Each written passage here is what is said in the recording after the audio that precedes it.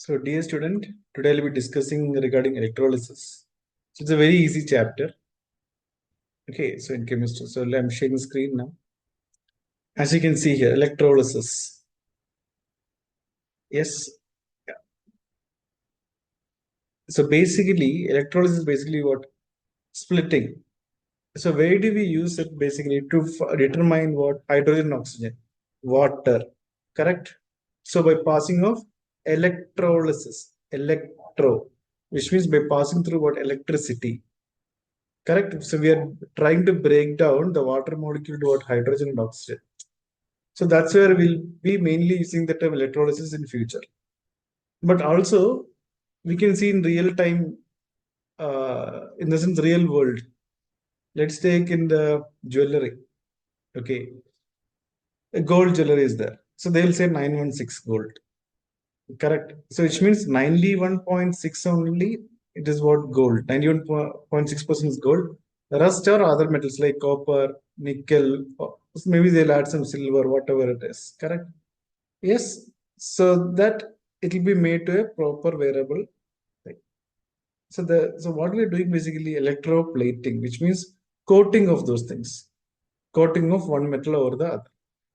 So all of these things we'll be learning in detail in electrolysis chapter. Okay. And also we will learn about anode, cathode. I think already you might know it before. Hmm. So those things we will be learning as well as the acids and bases in detail. So as I told obviously in the beginning, electricity. Let's just see again I told you regarding what splitting or separating of what water into hydrogen and oxygen. So that's how it is. Okay.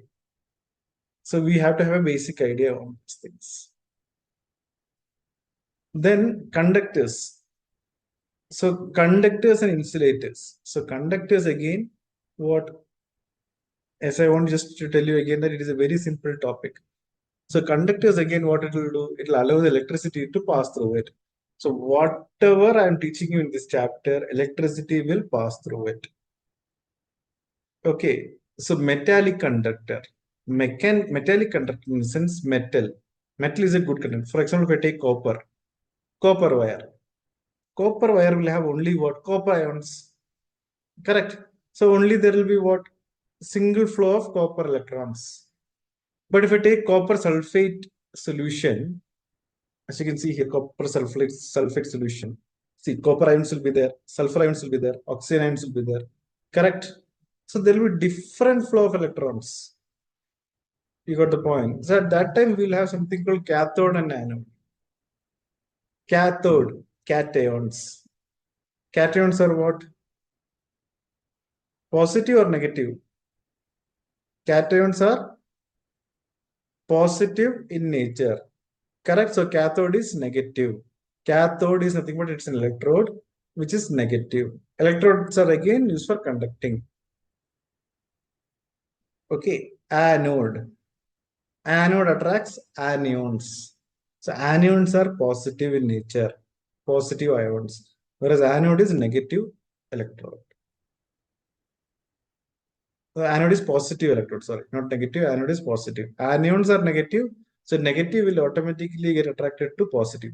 So suppose if you are having confusion on this, just think only one thing. Suppose you are having a confusion of what is anode is positive or cathode is positive. Just think out only one thing. Cations. Cations is what? Positive ions. Cations, cathode. So opposite charges will attract. Yes, opposite charges will attract each other. Negative charges will what? Repel each other. Negative charges will repel each other. Okay, only keep that thing in mind, then everything will come very easily. So this chapter is not at all a difficult chapter. So based on the idea what I have told you, read this thing. Electrolysis. Again, the same thing they're repeating. Process of decomposition of chemical compounds into aqueous solution in molten state can make chemical change by using that electric current. So obviously there is a decomposition. Water, it is getting decomposed to what? Hydrogen and oxygen. Correct? By passing through what? Current, electric current. You got the point. Yeah. And what is electrolytes? Electrolytes again, we might have all consumed this ORS water, correct? For example, if you're vomiting or if you're diarrhea or whatever problem, suppose you're not well, then what the doctor will suggest? The ORS water, which has got lot of electrolytes. Okay, which can instantly give us some energy. Correct or not? So here also electrolytes are nothing but what? They're compounds which are there in aqueous solution or in molten state and allow electric current to pass through them. Okay, so that is nothing but the electrolyte here in chemistry. And the best example is we just discussed about copper sulfate, right? Correct. That is also an electrolyte. Acid, sulfuric acid, nitric acid. Yes, all of those things. And bases, sodium hydroxide, potassium hydroxide, all of these things are the best examples of electrolyte. Again, we have got something called strong and weak electrolyte. Okay. Strong electrolyte is what? It allows, what is strong electrolyte? Strong electrolyte will allow what? The more electric current to pass through it. Weak electrolyte, it will allow, but not that fast. Okay.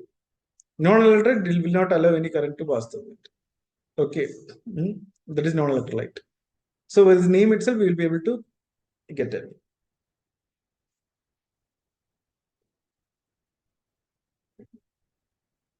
Non-electrolytes. See, we might all have got inverter at home, correct? Inverter, which is something where the power goes off, it will not affect the current. Yes, the current will be always on at home. Inverter. So what is one thing which we put in inverter? Distilled water. So that will not allow the pass of current through it. Alcohol, kerosene, and all of these things. Then there is something called electrolytic cell. Okay, electrolytic cell. So cell in itself battery. So just think about our remote only, the Fire Stick or the TV remote or any remote if you are thinking. Again, it is a cell or a battery we are putting. Battery is the group of cells, correct? And what is there in the battery? Lot of chemicals, correct? But end of the day, what does this battery produce? Current. Yes. So due to the chemical changes, what is happening? Current is being produced. Okay. Yes. That is nothing but the function of the battery. Now, electrolytic cell. Electrolytic cell, what it will do? It will convert the electricity to what? The chemical energy. That is my electrolytic cell. Electrochemical cell. That is what I told you. The battery. Electrochemical cell is basically what? Our simple battery. So that is called Daniel cell or Leclanche cell. The simple TV remote battery or the Fire Stick battery, it is called what? Daniel cell or Leclanche cell. Daniel cell, you can just say. Okay, so that is called electrochemical cell. So what that will convert the chemical energy to what? The electrical energy. So this is what same thing what I told. Simple voltaic cell, Daniel cell, and all of this. Electrodes. You can see in this diagram, right? Cathode and anode. This is nothing but the electrode. So I don't want to go much into that. An anode and cathode. Anode, you remember what? Anox. At anode, what happens? Oxidation happens. Cathode, you remember red cat. Reduction happens at cathode. Reduction means taking the electrons. Oxidation means giving away the electrons. So at anox, at anode, oxidation will happen. Cathode, red cat. Reduction means they will take the electrons. Clear. So that you can remember for anode and cathode. And for anode, obviously, anions will get attracted. Cathode, cations will get attracted. I already told in this session itself. And anode, one more thing is addition of oxygen. Correct. And removal of hydrogen. Oxidizing agent, reducing agent, already I discussed in one chapter. Yes. I think this already I discussed. Or reducing agents and oxidation, clearly I have discussed it.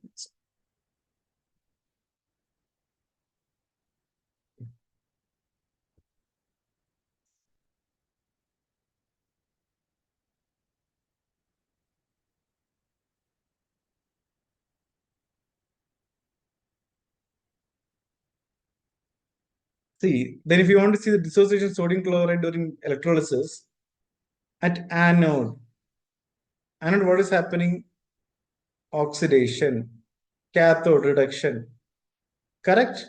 So cathode reduction, I told red cat reduction, right? Acceptance of electrons. So they're taking the electrode. Anode, losing electron. So chlorine ion is losing the electron. So the same thing only. So like that, if you study, then it will be easy for you to remember. Okay, the reactions and all.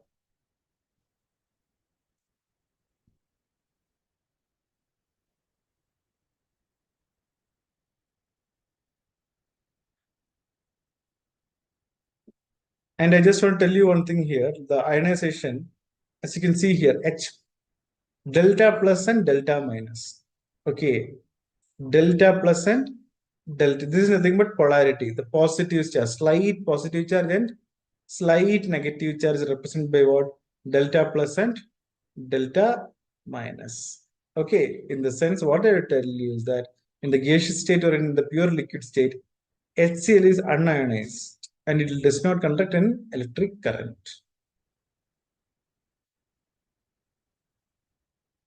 And we all know about the H plus ions, right? That is only this. H plus ion is nothing but hydronium ions and Cl minus is chloride ions. This is basically what the best example of ionization. In the sense, this is combining to form what? It is combining to form hydronium ion, H3O plus and chloride ion. That's it. Ionization and dissociation. Dissociation is what? Separation of ions. HCl, what is doing? It is giving out H plus and Cl minus ions. This is dissociation mainly for bases. Mainly for bases. Okay, so KCl, K plus and Cl minus. Then electrochemical series. That is very, very important for knowing the reactivity of the metals. Potassium is the most reactive. Okay, so it will form what? Cations. Cations are positive ions. Potassium, calcium, aluminum, and all. It will form the cation. So we have to know the periodic table properly for this. And you can see the arrangement of this. So you can see the silver is the least reactive. Correct? Potassium, calcium, sodium, magnesium, aluminum, zinc. This is on the increasing order of the discharging of the reactive series. So potassium, sodium, and all were highly reactive in nature. Again, you read it.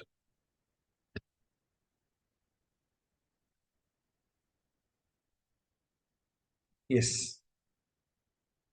Again, we can see here copper sulfate solution. So copper, again, we have to know what, how many electrons are there in the outermost shell. Cu2 plus plus 2U minus, correct? Sulfur, SO4 2 minus. So these are all divalent compounds. So ions magnetic is copper plus and H plus.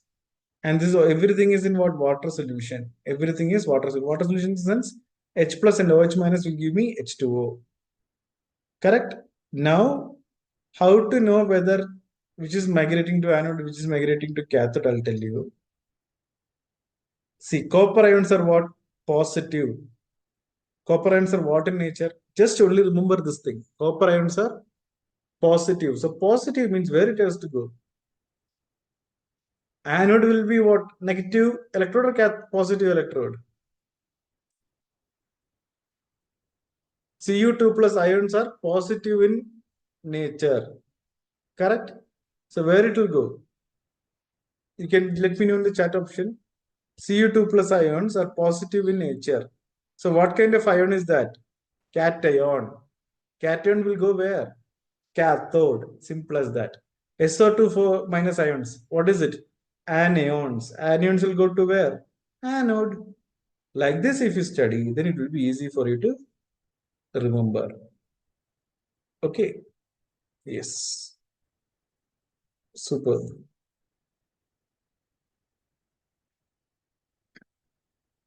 So same thing, whatever I'm telling, it's the same thing. Sodium chloride, whatever I mentioned, the same thing only the cathode.